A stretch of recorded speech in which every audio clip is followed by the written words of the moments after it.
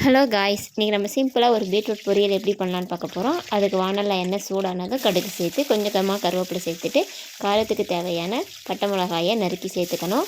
அப்புறம் அது கூட தேவையான வெங்காயத்தை நறுக்கி சேர்த்து நல்லா வதக்கி வச்சுக்கணும்.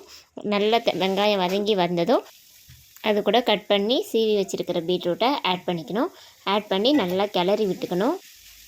பீட்ரூட் நல்லா வெங்காயத்து கூட சேர்ந்து நல்லா வதங்கி வர்ற அளவுக்கு நம்ம நல்லா கிளறணும். அதனோட பச்சை வாசனை போகிற அளவுக்கு நல்லா வதக்கி எடுத்துக்கணும்.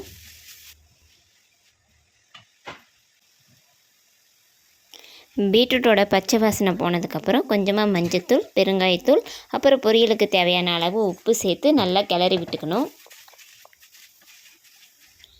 பீட்ரூட் பொறுத்த வரைக்கும் நம்ம தண்ணி ஊற்றி வேக வைக்க போகிறது கிடையாது. அதனால் அப்பப்போ கொஞ்சம் கொஞ்சமாக தண்ணி தெளித்து நல்லா வதக்கி விட்டுக்கிட்டே இருக்கணும். நல்லா வதங்கினதும் ஃபைனலாக கொத்தமல்லி இலை தூவி இறக்கிடணும். ரொம்ப ஈஸியாக சிம்பிளான பீட்ரூட் பொரியல் ரெடி ஆகிடுச்சு. அடுத்த வீடியோவில் மீட் பண்ணலாம். பாய்.